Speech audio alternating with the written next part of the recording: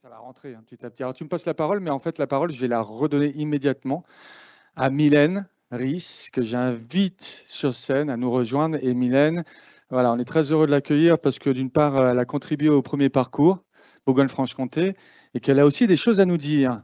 Mais avant de ça, il semblerait, j'ai découvert en plus, c'est vrai, parce que quand tu étais contributrice, je n'ai pas pris le temps ou le soin de le savoir, que tu enseignes. Ah, alors on fait voilà, c'est le bouton dès que c'est vert. Oui. Les- Alors oui, je suis professeure à l'EM Lyon, l'école de management de Lyon, sur les campus de Lyon et de Paris. Et j'enseigne la prospective, on va en parler ce soir. J'enseigne également à la BSB, la transition écologique. Et puis j'enseigne l'innovation collective et l'éco-conception à Paris aussi. Ok, Voilà. d'accord. Donc tu es peut-être un petit peu à la maison, là, ici, En quelque depuis. sorte, Ouais. je ne suis pas dans l'amphi ici, mais oui. Ok. Et on m'a dit que aussi tu étais lié à un tiers-lieu.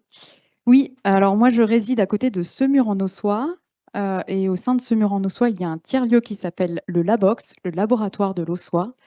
Et je suis la créatrice et fondatrice du terreau, la terre de l'Aussois, qui est la section environnementale du Labox. Ok, bah, tu expérimentes beaucoup. Alors, bah, écoute, je te Voilà, laisse. on fait des choses avec du Voilà. low-tech, on parle d'écologie, on agit ensemble. Bah, c'est à toi. Eh bien, merci beaucoup. Donc, merci à tous pour être présents ce soir. Je sais que vous avez eu une longue journée, donc je vais essayer d'être inspirationnelle et je vais vous parler de futur, je vais vous parler de prospective. Et ce que j'ai envie de vous montrer aujourd'hui, c'est ô combien nos récits façonnent notre monde, façonnent notre vie, façonnent nos stratégies d'entreprise, notre quotidien et notre futur. Et ce que j'espère, c'est que ce soir, vous serez tous dans cette salle, comme moi, des petits flocons d'utopie. Alors, je parle de prospective depuis tout à l'heure, mais qu'est-ce que la prospective? En fait, le terme a été inventé par Gaston Berger, qui était philosophe et qui définissait la prospective comme, je cite, la science de l'homme à venir. Et Gaston Berger, il écrivait quoi? Il écrivait ceci: demain ne sera pas comme hier, il sera nouveau et il dépendra de nous. Il est moins à découvrir qu'à inventer. Car c'est exactement cela. La prospective, elle vise absolument pas à prédire le futur, ce n'est pas possible. Mais elle vise à préparer le futur de l'humain. En fait, sur base d'analyses de tendances de fond, de phénomènes d'émergence, de signaux faibles, elle crée des scénarios très divers, multiples, dans le but de changer notre vision du monde, on va en parler, et de comprendre comment le monde pourrait évoluer demain. Le but, c'est d'acquérir des souvenirs du futur pour transformer notre action dans le monde aujourd'hui et construire des futurs souhaitables. Alors aujourd'hui, je vais vous proposer d'explorer avec moi différents futurs, un peu caricaturaux, un peu manichéens. C'est fait exprès, j'ai poussé des curseurs à l'extrême. Mais le but, c'est de vous faire réfléchir, vous, en tant qu'individu, en tant que citoyen, en tant que dirigeant d'entreprise, quel futur souhaitez-vous? Et je vais vous montrer qu'il y a dans notre monde des récits dominants. Et ces récits dominants ont une action, on va parler d'action performative, je vous en reparlerai juste après. Et le but est de choisir, est-ce que l'on veut suivre ces récits dominants ou est-ce qu'on veut justement partir dans des récits alternatifs. Alors, je vous ai parlé de vision du monde. C'est un terme qui a été employé notamment par Pierre Wack. Est-ce que quelqu'un connaît Pierre Wack? Non. Alors, c'est un dirigeant qui a travaillé au sein de l'entreprise Shell dans les années 70.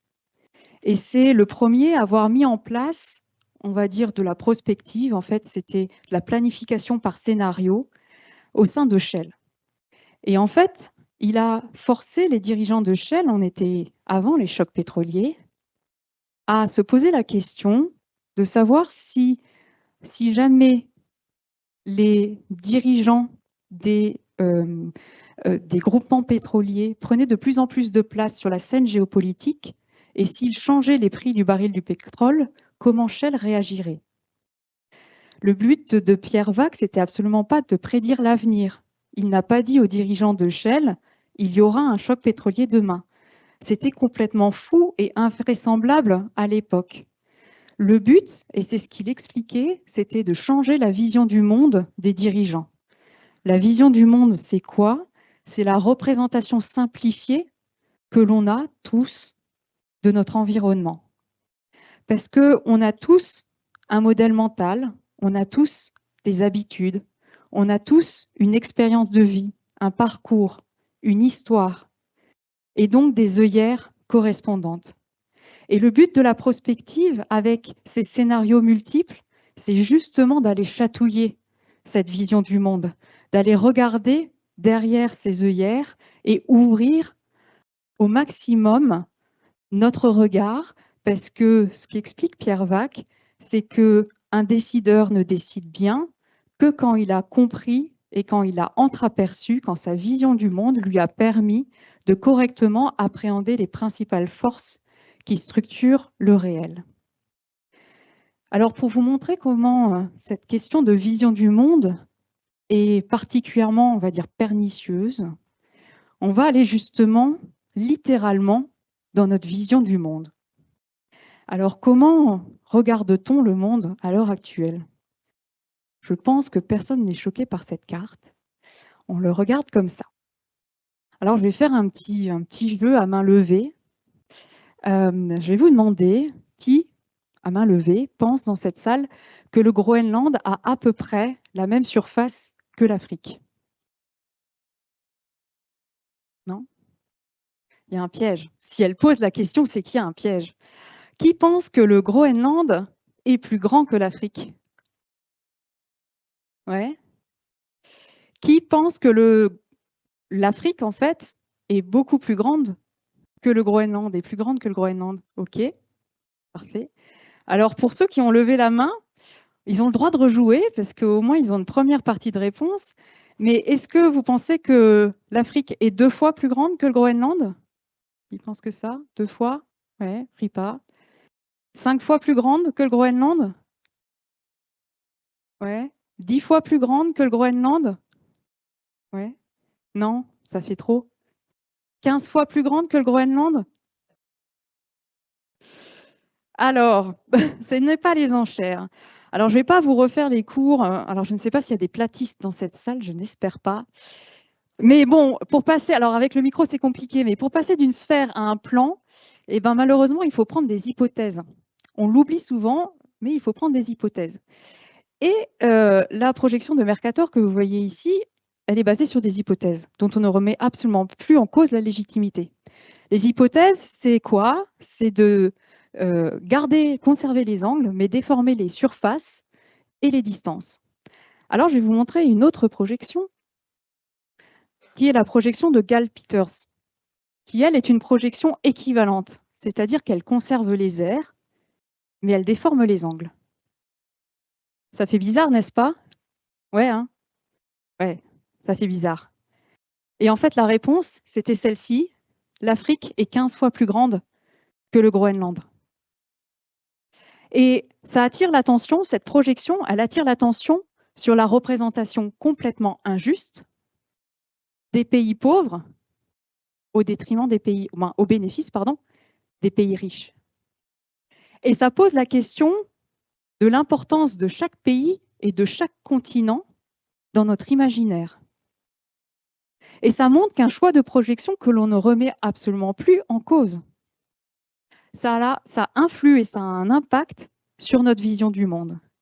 Alors ça, les Chinois, ils l'ont très bien compris. Parce que, mesdames et messieurs, sous vos yeux ébahis, je vous montre le planisphère officiel de la République populaire de Chine, qui est, alors je ne suis pas allée vérifier, mais paraît-il présent dans toutes les administrations chinoises.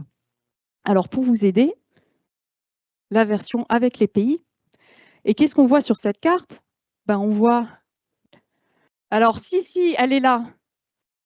Alors on voit globalement l'Himalaya et la Chine Au centre, on voit l'importance de l'Antarctique, on voit l'importance de l'Afrique, et puis on voit l'Europe toute rabougrie ici. Et que dire de l'Amérique du Sud et surtout de l'Amérique du Nord aux confins du monde? Ça dit beaucoup de choses, n'est-ce pas? Et enfin, une dernière carte que moi j'apprécie beaucoup, c'est ma préférée, la projection de Spielhaus, qui est la carte du monde vue par les poissons. Et je vous laisse méditer sur pourquoi avoir un océan Atlantique et un océan Pacifique et un océan Indien, et pourquoi la Terre s'appelle-t-elle la Terre et non pas la mer. Alors, bien sûr, là, je vous ai fait un petit aparté sur la carte et le territoire, mais c'était surtout pour vous montrer que nos représentations, en fait, sont loin d'être des simples reflets de la réalité. Et moi, ce que je voulais vous montrer, c'est la question de la dimension performative et agissante de nos représentations. Performative, ça veut dire que quand j'énonce quelque chose, ça le devient. Quand je représente quelque chose, ça devient la réalité. Et en gros, il faut toujours avoir à l'esprit que ces représentations, ces projections influent sur notre manière de concevoir le monde, de percevoir le monde et donc d'agir dans le monde.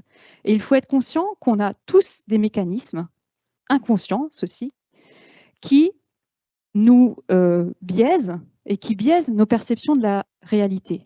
On a tous des mythes qu'on embrasse, des paradigmes dont on ne connaît plus la genèse, des doctrines que l'on suit aveuglément, des choses qu'on regarde et surtout des choses qu'on ne regarde plus. Et la prospective, elle est là pour ça. Elle est là pour avoir une multiplicité des futurs et pour aller justement chatouiller derrière la vision du monde. Et dans un monde de plus en plus fluctuant, il est nécessaire de sortir des schémas de pensée classiques. Alors, on va parler justement des récits dominants qui ont une action performative dans le monde. Et on va parler des différents archétypes de futur que l'on peut voir dans nos récits. Alors, le futur dominant, vous n'allez pas être surpris, c'est le futur technosolutionniste. Alors, je vais vous le faire brièvement. En gros, alors là, c'est un concept car de Renault en 2018. En gros, pour la mobilité, qu'est-ce qui va se passer? La mobilité sera autonome. On aura des véhicules électriques ou à hydrogène qui nous permettront de limiter nos émissions de gaz à effet de serre et l'impact de nos déplacements, tout en continuant à avoir une mobilité individuelle qui augmente. On pourra tout de même avoir des véhicules autonomes partagés qui pourront optimiser, notamment en ville, nos déplacements. Mais de manière générale, il y a très peu, voire pas du tout, de modifications de notre mobilité et de nos comportements individuels. Au niveau de la mobilité aérienne, là encore, on continue à augmenter les kilomètres parcourus, les passagers kilomètres en aérien, grâce à la technologie, à l'avion à l'hydrogène ou ce qu'on appelle les SAF, les Sustainable Aviation Fuels. Du côté de nos logements ou de nos bureaux, on aura des logements connectés, des logements intelligents. On parle de smart buildings, de smart cities. On aura, bien sûr, on sait déjà régler la température de consigne de notre chauffage. On pourra également régler l'ouverture ou la fermeture des stores pour notre confort d'été. On a déjà des robots aspirateurs et des robots tondeuses. On aura demain des robots cuisiniers, des robots d'accueil et des robots lave-vaisselle peut-être, ou des robots machines à laver pour ranger, plier, mettre au sale notre linge sale. Et on peut même imaginer un futur béni où l'intelligence robotique de notre maison, sur base de, premièrement, nos habitudes de consommation, deuxièmement, le stock en temps réel de notre frigo et de notre cave en bière, troisièmement, le fait que ce week-end, il va faire très beau et très chaud, et que quatrièmement, dans notre Google Agenda, il y a un événement qui s'appelle barbecue entre potes, et bien automatiquement, cette intelligence domestique artificielle saura, pendant notre heure de travail, faire les courses, nous les livrer, les mettre au frais, pour être sûr d'être repléniché en temps et en heure pour notre barbecue du week-end. Alors, on serait bien sûr livré par drone, j'allais oublier forcément, livré par drone, et donc ces drones, on les retrouvera partout.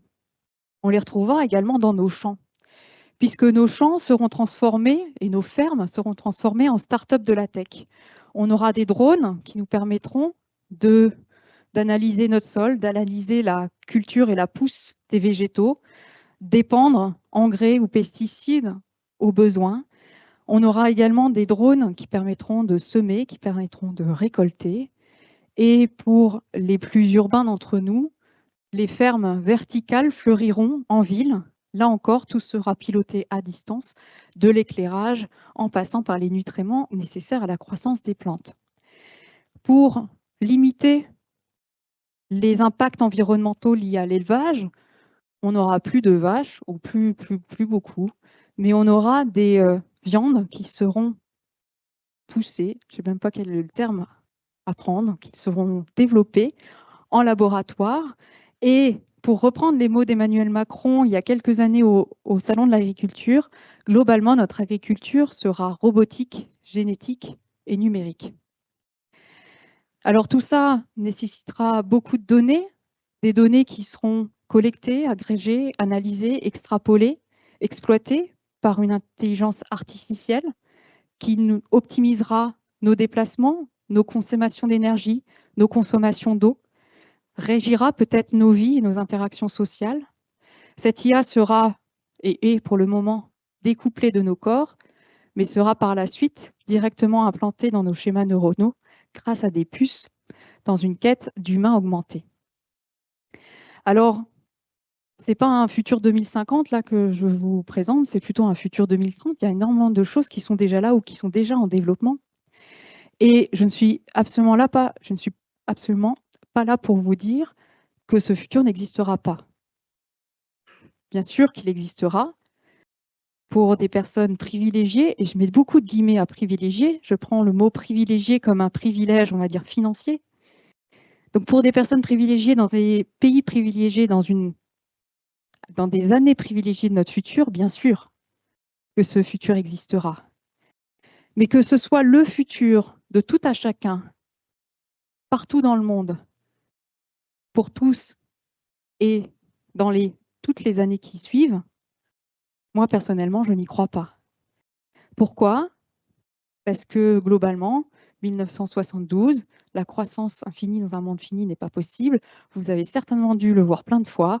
Je vous le rappelle, la conclusion du rapport Meadows, si on continue sans rien changer, des limites seront atteintes et en découlera vraisemblablement le déclin rapide et incontrôlable de la population et de la production industrielle.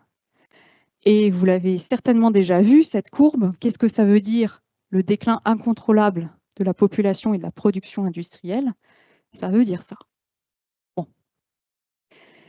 Alors vous allez me dire, Mylène, c'est ça le futur que tu nous proposes. Un futur à la Mad Max. Un futur où la biosphère est dévastée, où des zones entières de la Terre sont désertifiées, où les migrations sont nombreuses, où il y a de la violence partout. Un futur dans lequel les ressources sont devenues des biens rares et dans lequel le monde s'est militarisé, isolé, barricadé. Alors oui, c'est un futur possible. Et je le répète souvent, c'est un futur qui est déjà le présent. Pour des personnes défavorisées, dans des pays défavorisés. On a trop tendance à l'oublier en Occident. Donc c'est un futur qui est déjà présent et qui, comment dire, est de plus en plus probable, où on voit, notamment sur la scène internationale, notamment avec Donald Trump, qui n'est pas là pour créer des nouvelles choses, mais il met en avant une guerre des ressources qui existait déjà, mais il lui donne juste un gros coup d'accélérateur, on va dire un gros coup très violent d'accélérateur. Et c'est également un futur qui est envisagé avec le plus grand sérieux et le plus grand cynisme par les patrons de la tech, qui nous promettent le futur technosolutionniste, l'archétype technosolutionniste qu'on a vu avant. Les patrons de la tech sont tous en train de se faire construire ou se sont fait construire des bunkers autonomes, automatisés, sur des îles, Nouvelle-Zélande, Hawaï ou dans les pays scandinaves. Alors on a deux types de futurs, deux archétypes, effondrement, technosolutionnisme, qui ne viennent pas de nulle part. Quand on regarde la littérature, quand on regarde les médias, quand on regarde les séries, les films dont on est abreuvé, on retrouve ces scénarios technosolutionnistes ou effondristes. Et je vous parlais de la question de la performativité, c'est exactement ça. Parce que quand on y réfléchit bien, quelles promesses nous font ces films, ces récits, autres qu'un appauvrissement de la pensée, du langage et de notre humanité, une subordination à la machine et une violence extrême dans nos rapports sociaux. Et bien malgré tout cela, malgré les inhérents qui sont mis en avant dans ces récits-là, on continue tête baissée à aller vers ces récits, à aller vers ces imaginaires. Pour la question de la performativité, mais également parce qu'on n'a pas d'alternative. Alors ces récits ne sont pas neutres, on l'a vu, mais elles ne sont pas neutres non plus. Ils ne sont pas neutres, pardon, non plus, également pour les entreprises. Parce que ces récits influent nos stratégies d'entreprise.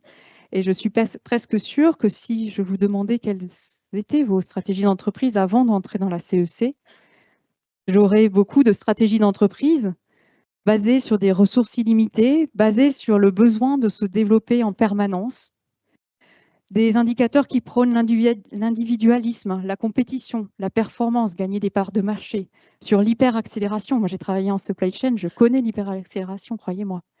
Des plans progrès qui sont principalement marqués par la déconnexion avec la nature, par le matérialisme, par le progrès technique. Parce que dans notre vision du monde actuel, occidental, tout progrès est technologique et toute technologie est progrès. Alors, je crois que vous n'aurez malheureusement pas la chance d'avoir Olivier Amand en conférence au sein de la CEC. Je vous enjoins chaudement, réellement, à aller voir l'une de ses conférences sur Internet ou acheter son livre. Il parle de notre culte de la performance, contrairement à la robustesse au vivant, et il explique ô combien la performance et ce culte de la performance ne crée rien d'autre que des systèmes fragiles qui sont incapables de résister aux perturbations. Alors moi, maintenant, ce que je vous propose, c'est de sortir de la dystopie.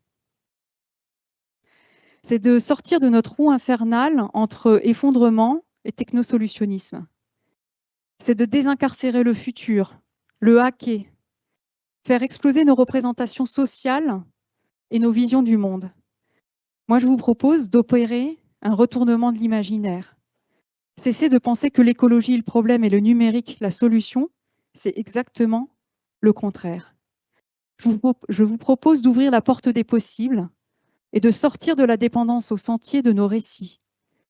Je vous propose d'aller vers la beauté et le rêve, et je vous propose des récits et des futurs qui apportent au monde un supplément de poésie et de sensibilité. Car oui, bien sûr, on a besoin de transition énergétique, on a besoin de transition écologique, mais on a surtout besoin de transition humaine. On a besoin d'une nouvelle révolution civilisationnelle. La dernière révolution civilisationnelle, c'était Galilée et Copernic.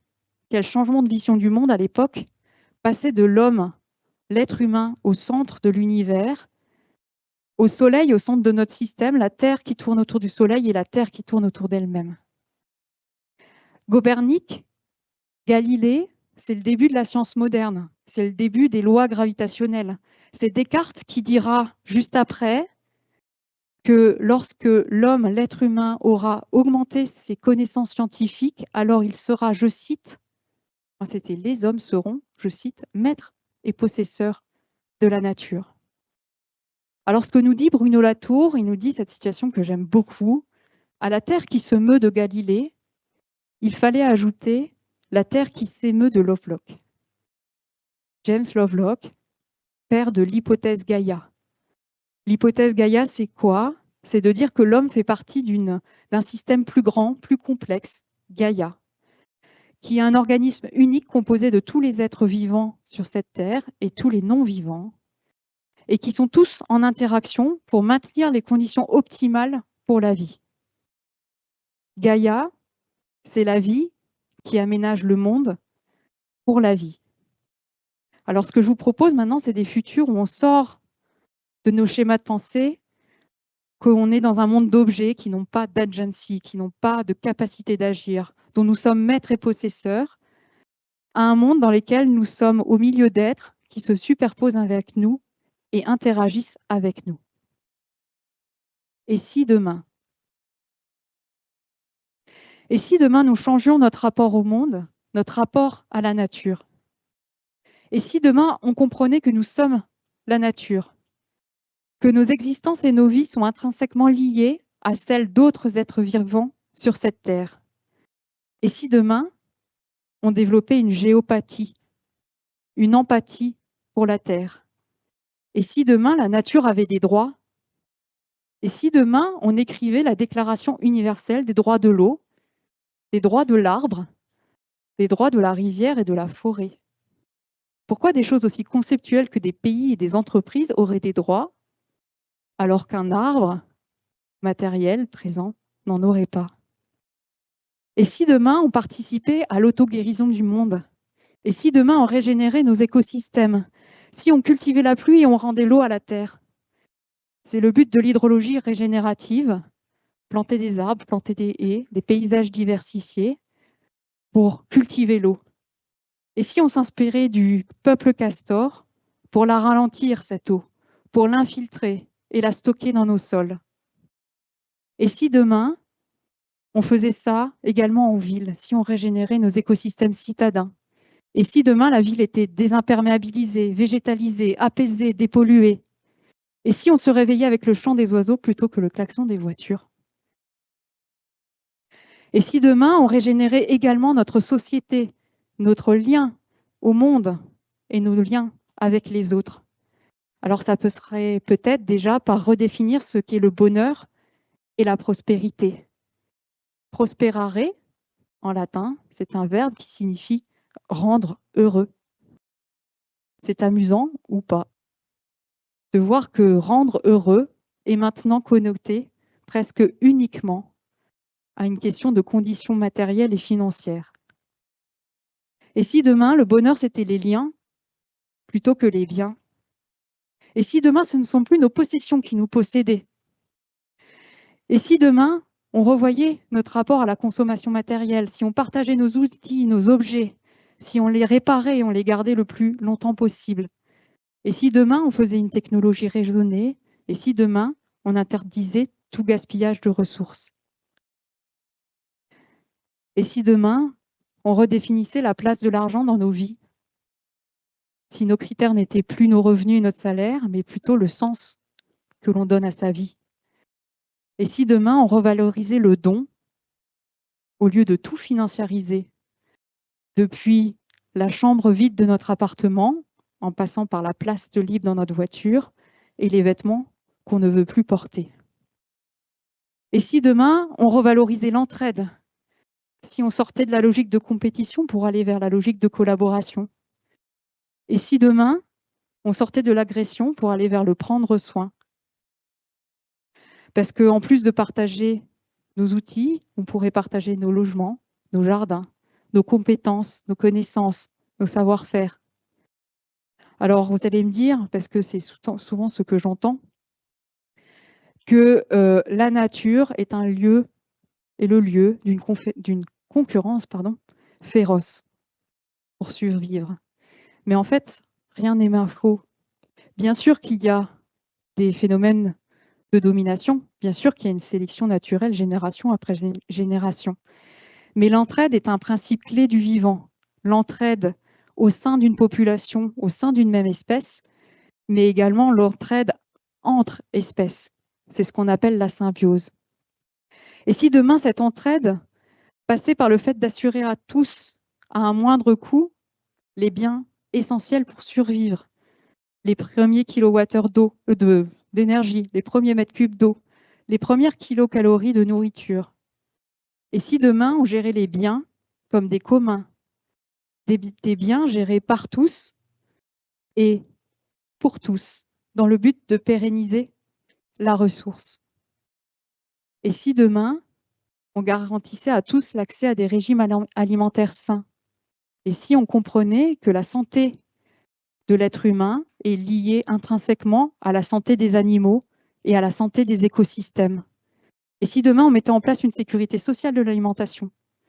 Et si demain, les activités agricoles devenaient partagées, inclusives, au plus proche des lieux de vie et étaient gérées en partie par la communauté, au lieu qu'elles soient seulement gérées par une poignée d'agriculteurs qui ont un poids important sur les épaules et qui partent majoritairement tous bientôt à la retraite? Et si demain, on redéfinissait notre rapport au temps et à la vitesse? Et si on abandonnait la fast food, la fast fashion, les fast deliveries, notre fast life? Et si on se reconnectait au rythme lent de la nature? Et si demain le voyage faisait partie du voyage? Et si au lieu de valoriser la rapidité et l'immédiateté, on faisait comme Nietzsche, l'éloge de la lenteur? Alors tout ça, bien sûr, ça redéfinirait la place du travail dans notre vie. Et si demain, nous ne perdions plus notre vie à la gagner? Et si demain, nous n'attendions pas la retraite pour vivre pleinement notre vie? Et si demain, on travaillait moins, ou plutôt différemment? Si on ne travaillait que 3 heures par jour, 15 heures par semaine? Mais il ne s'agit pas de bannir toute activité, mais bien de changer de paradigme, d'avoir du temps pour s'occuper de soi, mais surtout s'occuper des autres et de la planète.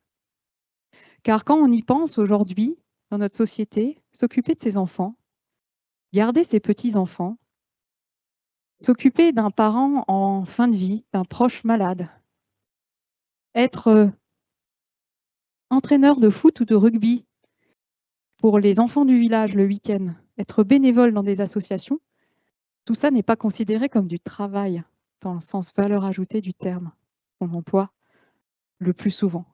Or pourtant, il s'agit bien d'activités qui sont essentielles à la bonne marche de notre société. Alors, ce type de futur s'appelle des futurs d'un archétype nouveau siècle des Lumières. Alors cet archétype de futur-là, nouveau siècle des Lumières, forcément, ça impacte la place d'une entreprise dans la société. Ça impacte sa stratégie. Ça impacte plein de choses en fait. Ça impacte sa raison d'être. Il faut se poser la question de l'utilité sociale, sociétale et environnementale de l'entreprise. Quelle est ses missions, ses valeurs?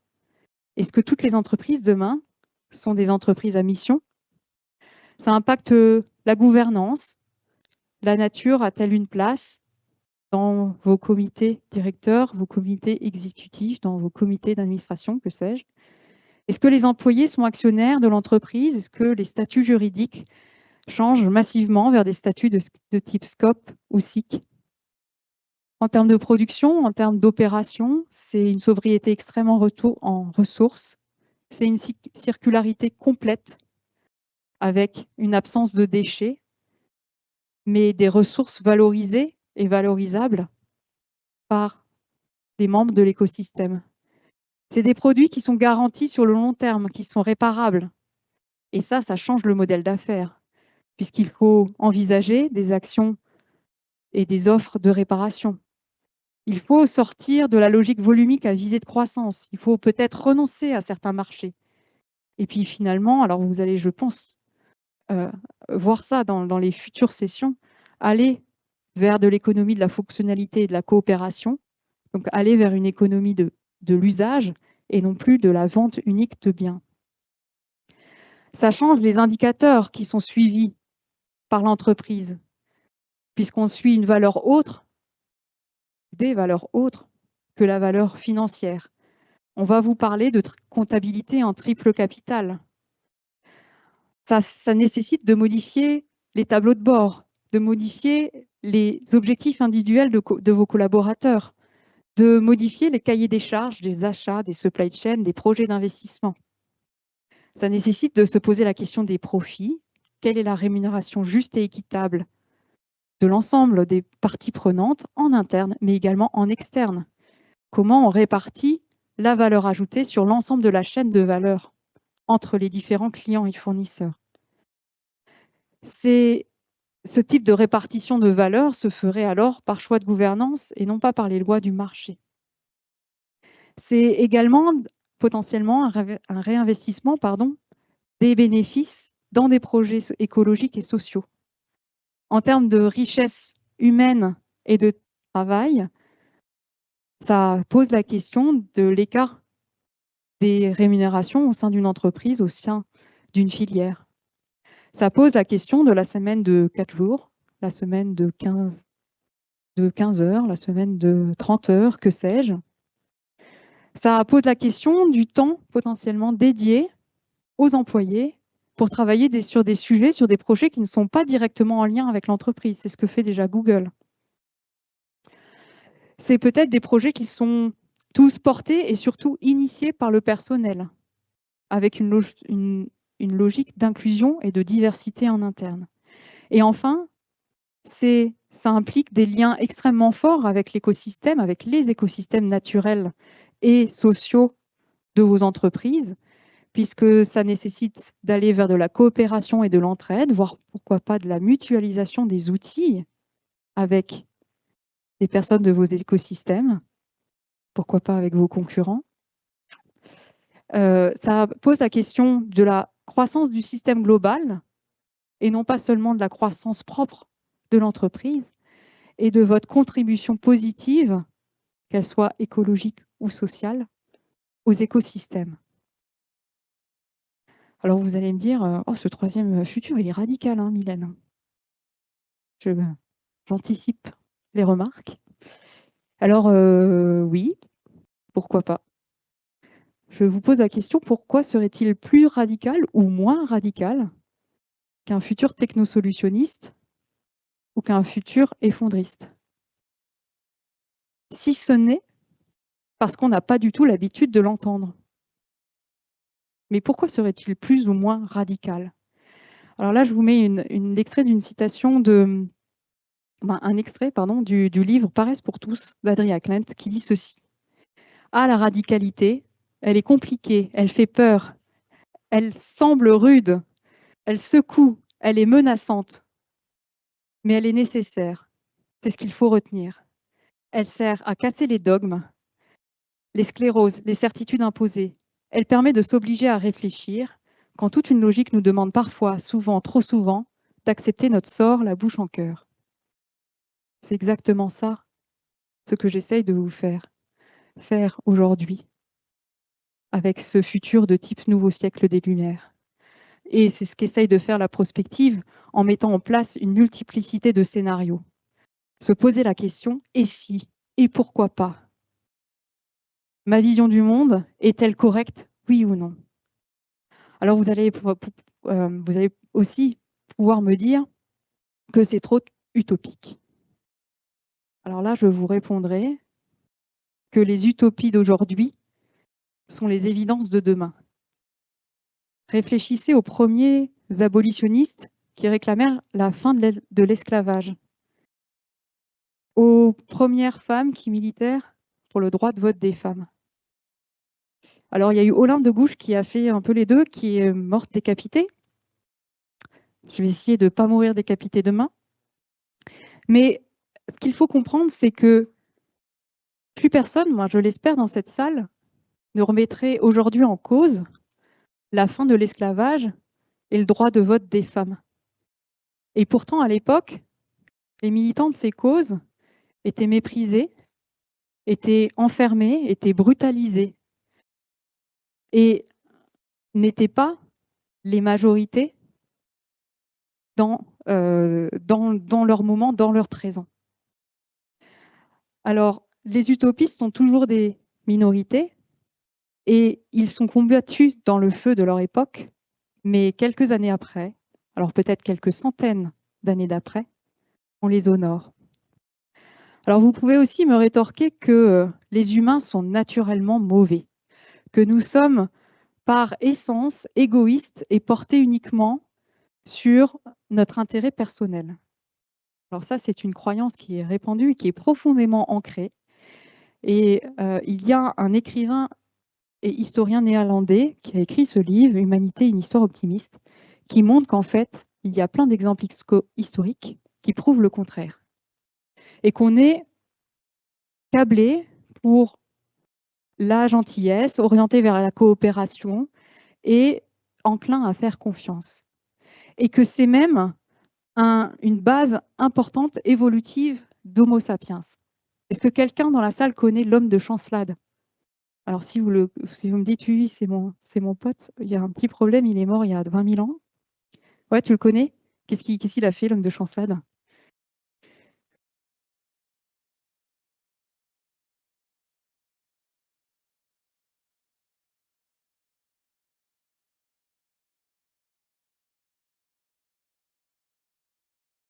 C'est ça. C'est un squelette qui nous prouve que c'est quelqu'un qui était polytraumatisé et qui est mort très, très tard. Il n'aurait jamais pu survivre seul. Donc, Homo sapiens, alors je ne sais plus si c'était Homo sapiens ou Néandertal, il faudrait que je regarde. Mais oui, les hommes préhistoriques développaient déjà l'entraide. Et croire, et on a cette dimension performative, donc croire au pire des gens, ça fait ressortir le pire des gens. Mais si nous croyons à la réalité de la bonté et de l'altruisme de l'humanité, alors ça sera une base solide d'un véritable changement dans la société. Alors, dernier argument que vous pourriez m'opposer, c'est le fait que nous sommes tous seuls, petits, fragiles, insignifiants. Alors, il y a une citation que j'utilisais souvent pour la question de la responsabilité de l'émission des gaz à effet de serre, qui est celle-ci. Dans une avalanche, aucun flocon ne se sent jamais responsable. Alors moi, maintenant, je l'utilise un peu à contre-pied, dans un autre sens, dans un sens beaucoup plus positif. Car on a tous l'obligation de rêver. Il est facile de se conduire comme si personne ne pouvait rien changer, comme si nous étions des flocons de neige, seuls, insignifiants, fragiles, comme si l'individu ne pouvait rien et que la société avait tout pouvoir. Mais la vérité, c'est que les individus changent sans cesse leur monde, ils fabriquent l'avenir et ils le font en imaginant que les choses peuvent être différentes. Alors, ce que je vous propose aujourd'hui, c'est que vous soyez tous des petits flocons d'utopie et que nous, tous ensemble, nous puissions créer une avalanche pour aller vers des futurs durables et souhaitables. Merci beaucoup.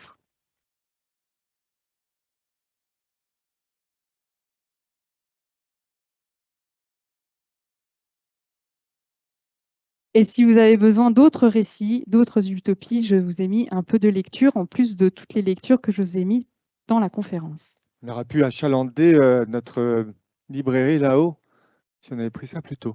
Merci à toi. Merci beaucoup. Mylène, est-ce que vous avez envie, souhaitez interagir, discuter ensemble entre nous à partir de ce qui a été posé là par Mylène? C'est pas tant une question-réponse que savoir ce que ça fait agir et puis que ça interagisse peut-être entre vous dans la salle.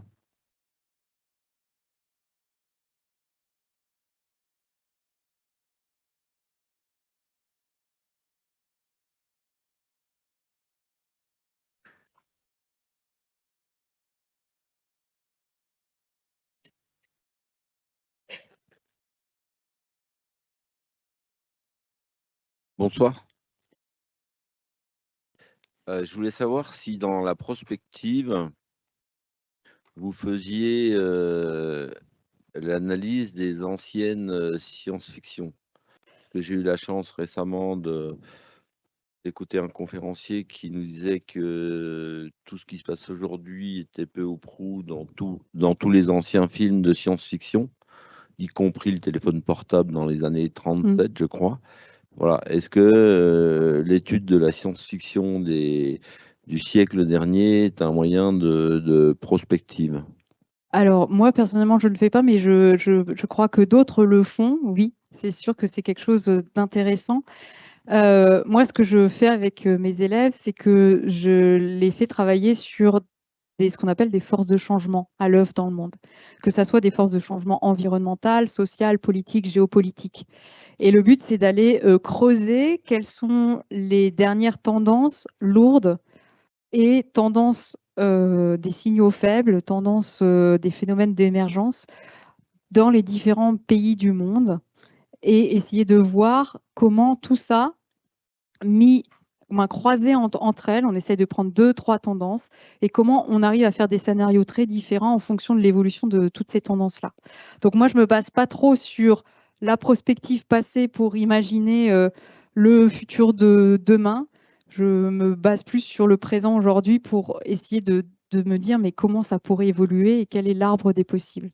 Mais oui, c'est intéressant de faire un retour en arrière. Bon, la voiture autonome, ça fait longtemps qu'on l'a imaginée. Pour l'instant, elle n'est toujours pas là, mais c'est presque sûr qu'elle arrivera un jour. Et si jamais il y a les Nouvelles de nulle part de William Morris qui datent de 1890 et qui sont un livre de science-fiction mais avec une belle utopie derrière. Voilà, si ça peut être une référence. Il faut le mettre à la librairie. Bonjour, merci beaucoup pour... Un peu plus près du micro. Ouais. Voilà. Bonjour, merci beaucoup pour cette invitation à nous connecter à notre flocon de neige intérieur. Est-ce que, par rapport à l'approche de Nicolas Boulot, qui a écrit ce livre qui s'appelle « Ce que nature sait », est-ce que, voilà, en fait, au fond de ce livre, ce que j'en détecte, c'est qu'il y a une approche qui est la centralité des mathématiques, et les mathématiques étant vues comme un langage poétique que l'on déchiffre au fur et à mesure de ces explorations du monde et de la nature. Et donc, en fait, l'idée, c'est qu'en fait, la nature est un grand mystère et que pour l'instant, on ne comprend toujours pas la nature, absolument pas, et que, en fait, on l'explore. Voilà, et qu'au travers de ce qu'on vit, on l'explore. Alors oui, alors je ne connais pas ce livre, je ne pourrais pas vous répondre là-dessus, mais le fait qu'on ne comprenne pas la nature, alors ça je suis totalement en phase avec vous. On pense être maître et possesseur de la nature, mais en fait on se rend compte que la nature est bien plus complexe qu'on ne le pense et bien plus riche qu'on ne le pense.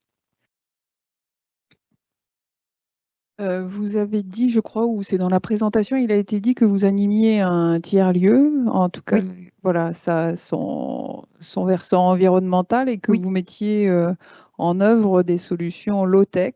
Oui. Dans quel champ d'application et comment est-ce que ça peut être relié à l'un des scénarios que vous nous avez présenté du technosolutionnisme?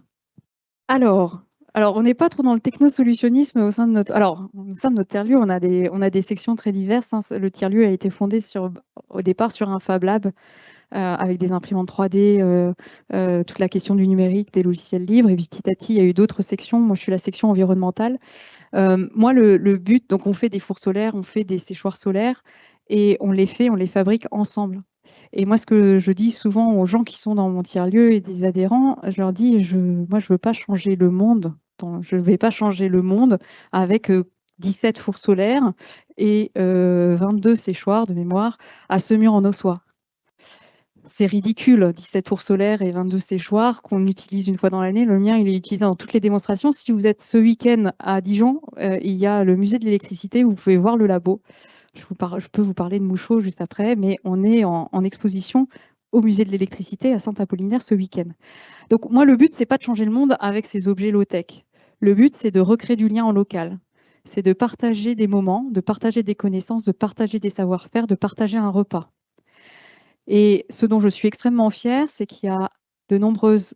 Alors, je suis profondément féministe, donc ça peut paraître sexy ce que je vais dire, mais il y a de nombreuses femmes qui disaient qu'elles n'avaient jamais osé prendre une perceuse, jamais osé utiliser une scie circulaire, et qui viennent et qui reprennent leur puissance d'agir, reprennent confiance et se disent « mais bien sûr que je peux le faire ». Et je reprends ma puissance d'agir sur l'objet, c'est-à-dire que je le comprends, je sais, c'est moi qui l'ai monté, je sais comment il fonctionne, je sais le réparer. Et c'est ça surtout, moi, l'objectif de ce tiers-lieu-là. C'est pas tant de construire des objets low-tech, c'est surtout de partager des choses, de recréer du lien, de recréer une résilience territoriale dans un sens, et puis de se repenser notre rapport à l'énergie. Voilà. et 2025 est le bicentenaire d'Augustin Mouchot, j'en profite, qui est un scientifique saumurois qui est né en 1825 à Semur-en-Auxois, qui était le pionnier de l'énergie solaire. C'est le premier à avoir transformé l'énergie solaire en énergie mécanique, à avoir créé un moteur à vapeur qu'il mettait sur une parabole. Il est né à Semur-en-Auxois. Je suis cofondatrice du collectif Mouchot 2025. Et toute l'année, on fait des démonstrations de fours solaires, de machines à vapeur Mouchot. Il imprimait des journaux à l'époque. En 1878, il a eu le prix Nobel. Pas le prix Nobel, oh là là, la Légion d'honneur et la médaille d'or de l'exposition universelle à Paris en 1878 pour ses recherches. Voilà. Encore une prise de parole. La Bourgogne a du talent. Ouais, j'y vais, Elio, ou pas? Non, Alors, moi, c'est une réflexion, puis peut-être une question. Depuis longtemps, et alors encore plus depuis le début de la CEC, moi, je me pose une question, qui est par où commencer? Et en fait, ce que j'aime dans ta présentation, c'est que ça rejoint quand même une de mes croyances, peut-être, je préfère parler de croyances, c'est commencer par la gentillesse. Parce que tout ce qu'on fait, tout ce qu'on imagine, tous les ateliers, etc., il y a quand même une nécessité de cohésion et de lien, d'humanité. Et donc, bon, pour moi, la porte d'entrée de l'humanité aujourd'hui, dans mon spectre à moi, c'est la gentillesse. Je voudrais savoir quelle est ta porte d'entrée à toi, en fait. Alors, moi, je vais vous dire, je suis une grande gentille naïve. Ça me dessert de temps en temps, mais je reste très, voilà, grande gentille naïve, utopique, voilà. Moi, mon souhait principal, c'est recréer du lien. Et c'est pour ça que j'ai créé cette section environnementale au sein de mon territoire. C'est pour ça que je leur parle de Castor. C'est pour ça que je fais des ateliers. C'est pour ça que je fais des idéaux, les idées de l'Auxois. C'est un apéro tous les 3e samedis du mois pour parler de tout et de rien. Mais pour moi, le lien avec les gens, c'est ça qui permettra d'entraîner et permettra d'avoir une résilience demain. Parce que demain, les choses ne seront pas roses, je suis désolée de vous le dire, je pense qu'on en est tous conscients, les choses seront compliquées. Et c'est par les liens qu'on aura su créer, la confiance qu'on aura su créer au sein de son écosystème, qu'on va réussir à aller de l'avant. Et je pense que vous avez eu une conférence d'Arthur Keller qui vous expliquait qu'il fallait revaloriser l'entraide. Pour moi, c'est clé demain, cette entraide-là. Parce que on ne pourra pas gérer tout seul, ça sera difficile. Et ce qui est intéressant de voir, c'est que on le voit dans toutes les catastrophes naturelles, on l'a vu en Espagne. En fait, c'est là où on voit que l'être humain est fondamentalement bon, gentil, câblé sur la collaboration. Le nombre de personnes qui sont venues aider. Alors bien sûr, il y aura toujours des gens qui ne viendront pas, des gens qui sont portés par l'égoïsme, mais petit à petit, quand ils verront que tous les autres collaborent et que ça permet de résister aux fluctuations et aux difficultés, ben je pense que petit à petit, on va gagner. J'espère. Merci, merci beaucoup, Mylène. Donatienne voudrait dire quelque chose. Oui.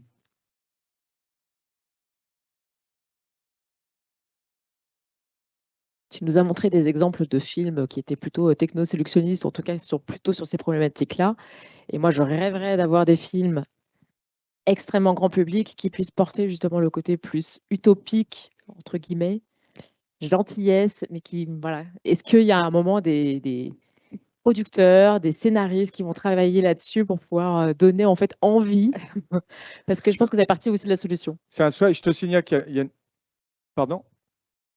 Je pense qu'il faut le réadapter un petit peu plus moderne, de manière moderne.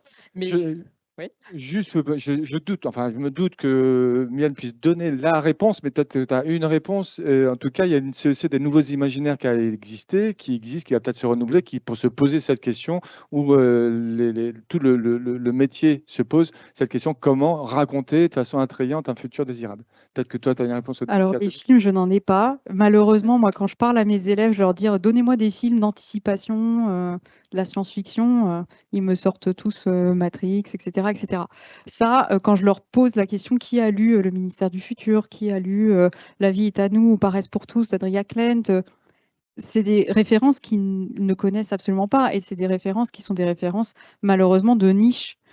Mais c'est voilà. Ouais, l'enjeu, c'est de le faire passer, de le sortir de la niche, sortir Voilà. de la niche et de le répandre davantage. Moi, pour conclure sur cette chose que ça évoque pour moi, c'est que, et ce que j'entends dans l'exercice qu'on a fait cet après-midi d'opportunités, le webinaire sur les scénarios proposés par l'ADEME, ce que tu nous as raconté, c'est qu'il y a la nécessité pour chacun de nous de se raconter une histoire, de se projeter dans un futur souhaitable. On doit en passer par là. Simplement s'arrêter au problème et essayer de trouver des solutions, on n'ira pas assez loin et on ne pourra pas se mettre dans la bonne direction. Donc nous, notre invitation avec la CEC, et on va faire ça aussi en partie demain, c'est voir loin, se raconter une histoire.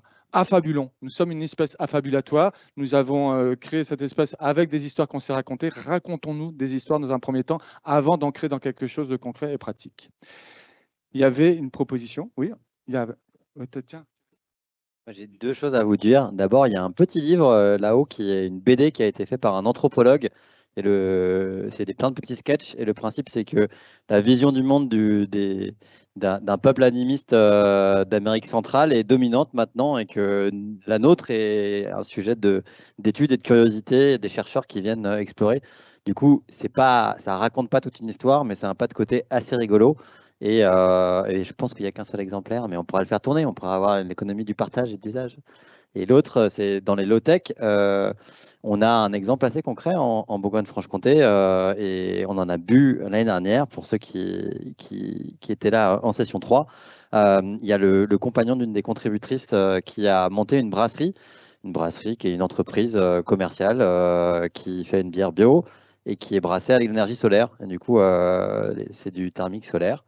C'est du low-tech, c'est réparable, le prix de l'électricité peut exploser, et celui du gaz, ça ne change rien à son modèle économique.